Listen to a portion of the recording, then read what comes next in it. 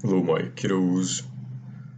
Alright, so last time Sam and Frodo got to see some visions in Galadriel's mirror, and Sam's was about some terrible things happening to the Shire, mostly. And maybe some terrible things happening to Frodo.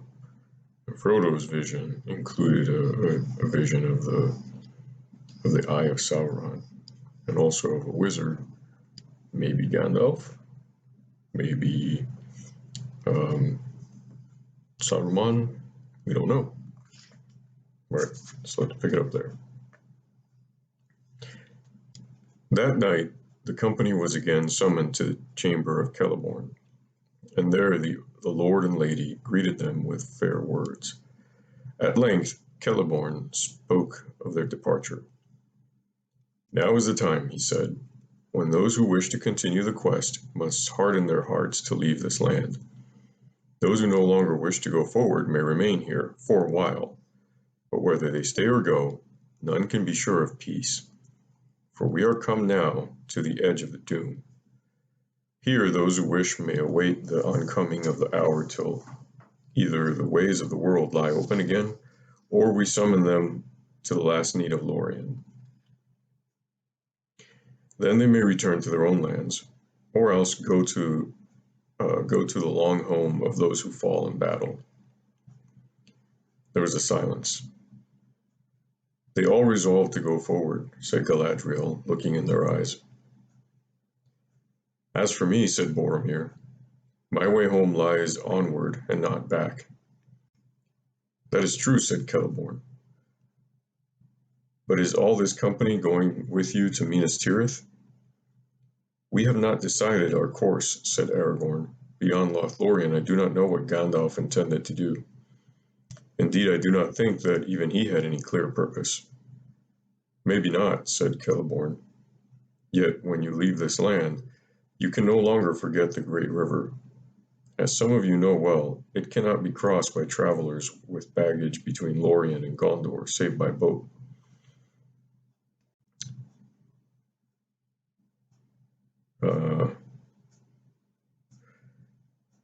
And are not the bridges of Osgiliath broken down, and all the landings held now by the enemy? On which side will you journey? The way to Minas Tirith lies upon this side, upon the west, but the straight road of the quest lies east of the river, upon the darker shore. Which shore will you now take? If my advice is heeded, it will be the western shore, and the way to Minas Tirith, answered Boromir. But I am not the leader of the company. The others said nothing, and Aragorn looked doubtful and troubled. I see that you do not yet know what to do, said Celeborn. It is not my part to choose for you, but I will help you as I may. There are some among you who can handle boats, Legolas, whose folk know the swift forest river, and Boromir of Gondor, and Aragorn the traveler. And one hobbit, cried Merry. Not all of us look on boats as wild horses. My people live by the banks of the Brandywine. That is well, said Celeborn. Then I will furnish your company with boats. They must be small and light, for if you go far by water, there are places where you will be forced to carry them. You will come to the rapids of Sarn Gebir, and maybe, at last, to the great falls of Rauros, where the river thunders down from Nen Hithoel. And there are other perils. Boats may make your journey less toilsome for a while, yet they will not give you counsel. In the end, you must leave them and the river and turn west or east. Aragorn thanked Celeborn many times. The gift of boats comforted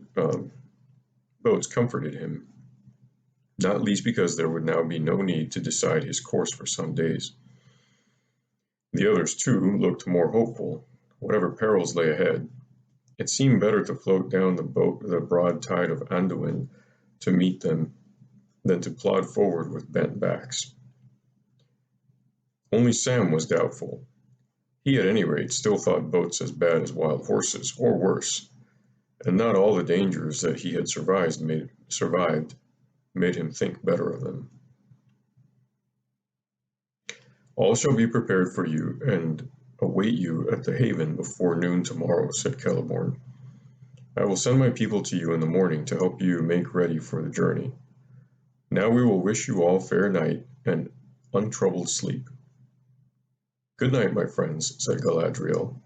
Sleep in peace. Do not trouble your hearts overmuch with thought of the road tonight.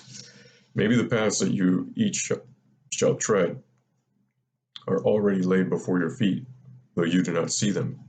Good night. The company now took their leave and returned to their pavilion. Legolas went with them, for this was to be their last night in Lothlorien, and in spite of the words of Galadriel, they wished to take counsel together. For a long time they debated what they should do and how it would be best to attempt the fulfilling of their purpose with the ring, but they came to no decision. It was plain that most of them desired to go first to Minas Tirith, and to escape at least for a while from the terror of the enemy. They would have been willing to follow a leader over the river and into the shadow of Mordor, but Frodo spoke no word, and Aragorn was still divided in his mind. His own plan, while Gandalf remained with them, had been to go with Boromir, and with his sword to help deliver Gondor, for he believed that the message of the dreams was a summons, and that the hour had come at last when the heir of Elendil should come forth and strive with Sauron for the mastery. But in Moria the burden of Gandalf had been laid on him, and he knew that he could not now forsake the ring, if Frodo refused in the end to go with Boromir. And yet what help could he or any of the company give to Frodo, save to walk blindly with him into the darkness? I shall go to Minas Tirith, alone if need be, for it is my duty, said Boromir, and after that he was silent for a while, sitting with his eyes fixed on Frodo, as if he was trying to read the halfling's thoughts. At length he spoke again, softly, as if he was debating with himself. If you wish only to destroy the ring, he said, then there is little use in war and weapons, and the men of Minas Tirith cannot help.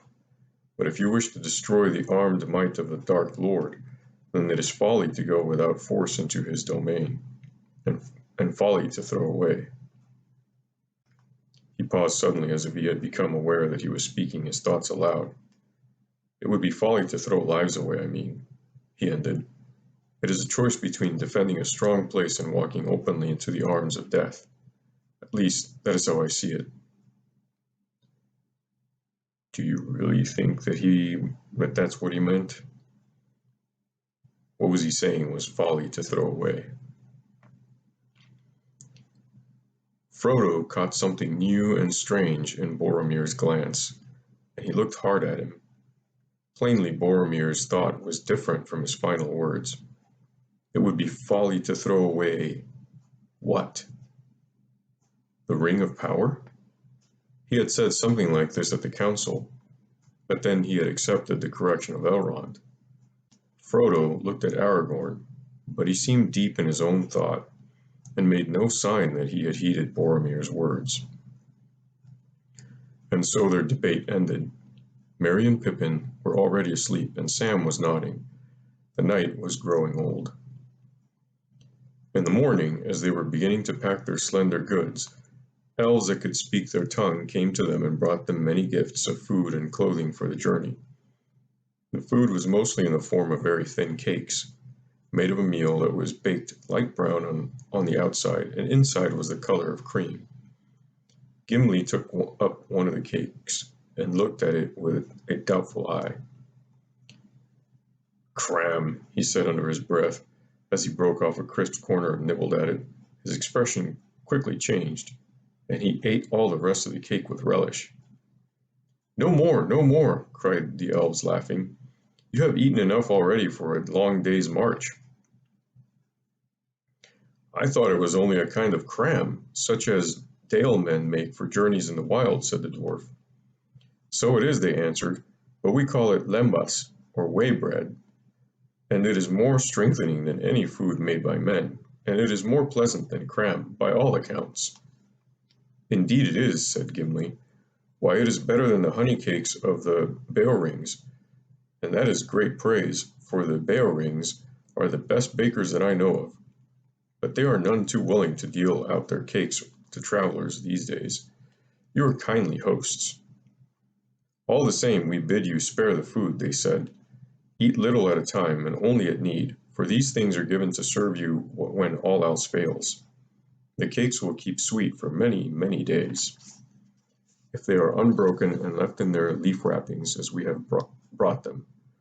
One will keep a traveler on his feet for a day of long labor, even if he be one of the tall men of Minas Tirith."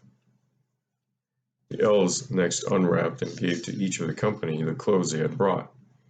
For each they had provided a hood and cloak, made according to his size, of the light but warm silken stuff that the Galadrim wove. It was hard to say of what color they were. Gray with the hue of twilight under the trees they seemed to be, and yet if they were moved, or set in another light, they were green as shadowed leaves.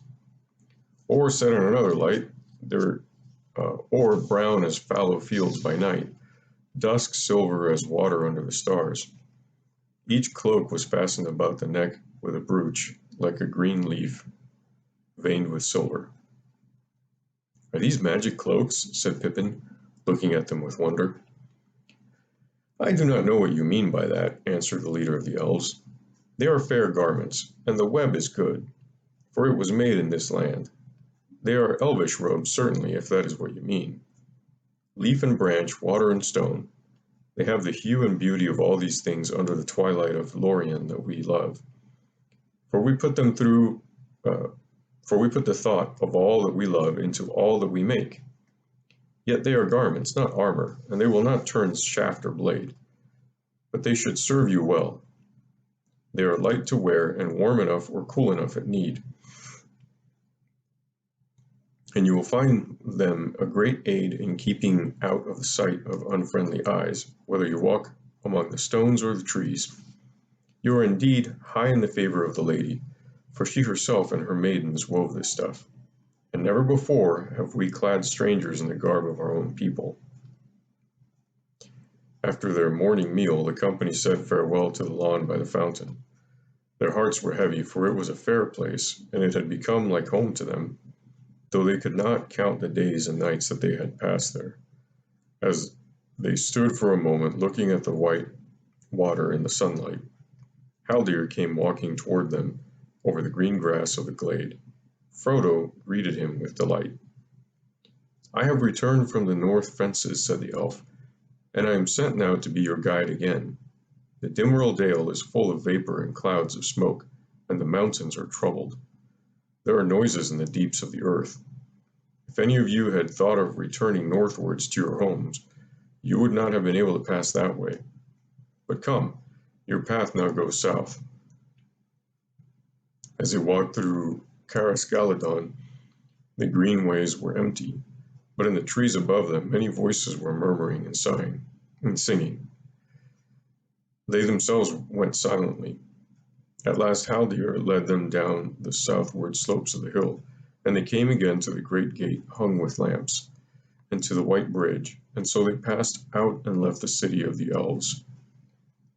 Then they turned away from the paved road and took a path that went off into a deep thicket of malorn trees, and passed on, winding through rolling woodlands of silver shadow, leading them ever down, southward and eastwards, toward the shores of the river.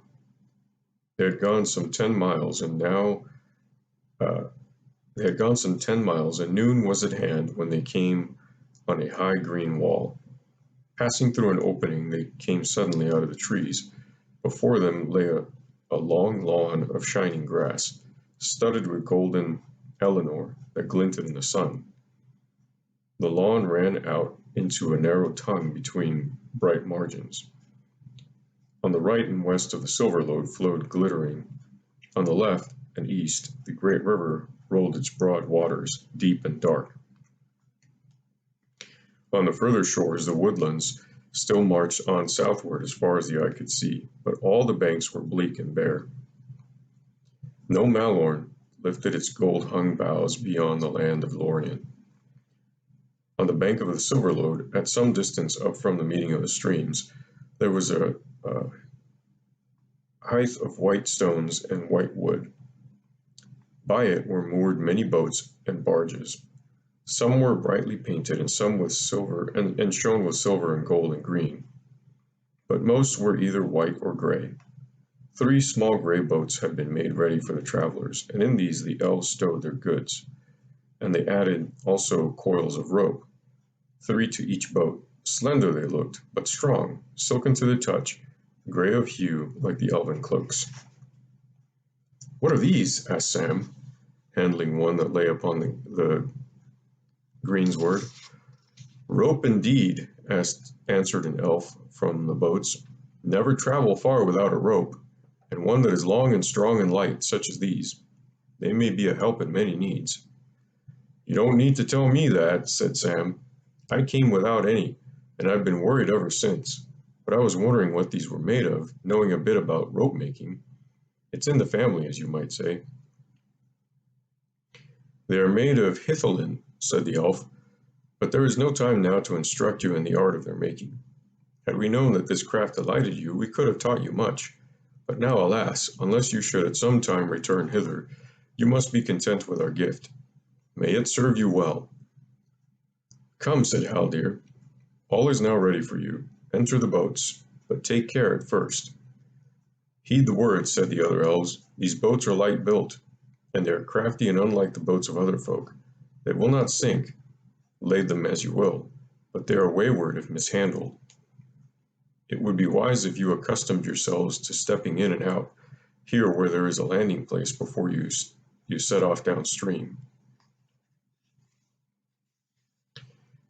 The company was arranged in this way. Aragorn, Frodo, and Sam were in one boat, Boromir, Merry, and Pippin in another, and in the third were Legolas and Gimli, who had now become fast friends. In this last boat most of the goods and packs were stowed. The boats were moved and steered with short-handled paddles that had broad leaf-shaped blades.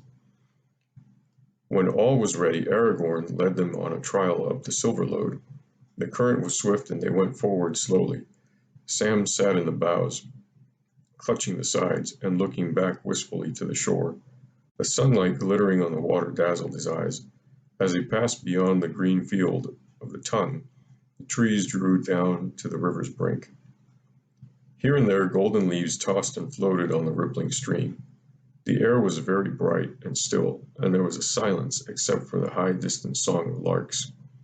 They turned a sharp bend in the river, and there, sailing proudly down the stream towards them, they saw a swan of great size. The water rippled on either side of the white breast beneath its curving neck. Its beak shone like burnished gold, and its eyes glinted like jet set in yellow stones. Its huge white wings were half lifted. Music came down the river as it drew nearer, and suddenly they perceived that it was a ship, wrought and carved with elven skill in the likeness of a bird. 2 elves, clad in white, steered it with black paddles. In the midst of the vessel sat Celeborn, and behind him stood Galadriel, tall and white. A circlet of golden flowers was in her hair, and in her hand she held up a harp, and she sang. Sad and sweet was the sound of her voice in the cool, clear air. "I sang of leaves of gold, and leaves of gold there grew. Of wind I sang, a wind there came, and in the branches blew. Beyond the sun, beyond the moon, the foam was on the sea, and by the strand of Ilmarin there grew a golden tree. Beneath the stars of ever eve in Eldamar it shone, in Eldamar beside the walls of elven Tirion. There long the golden leaves have grown upon the branching years, while here beyond the sundering seas now fall the elven tears. O Lorien, the winter comes, the bare and leafless day. The leaves are falling in the stream, the river flows away. O Lorien, too long I have dwelt upon this hither shore, and in a fading crown have twined the golden Eleanor. But if of ships I now should sing, what ship would come to me? What ship would bear me ever back across the wide sea, so wide a sea? Aragorn stayed his boat as the swan ship drew alongside. The lady ended her song and greeted them. "We have come to bid our last farewell," she said, "and to speed you with blessings from our land." "Though you have been our guests," said Celeborn, "you have not yet eaten with us, and we bid you before to a parting feast, here between the flowing waters, that will bear you far from Lorien." The swan passed on slowly to the hint, and they turned their boats and followed it. There, in the last end of Eglanthiel, upon the green grass, the parting feast was held, but Frodo ate and drank little, heeding only the beauty of the lady and her voice. She seemed no longer perilous or terrible, nor filled with hidden power. Already she seemed to him, as by men of later days elves still at times are seen, present and yet remote, a living vision of that which has already been left far behind by the flowing streams of time. All right, kiddos, we're going to stop there. I love you always and forever, no matter what.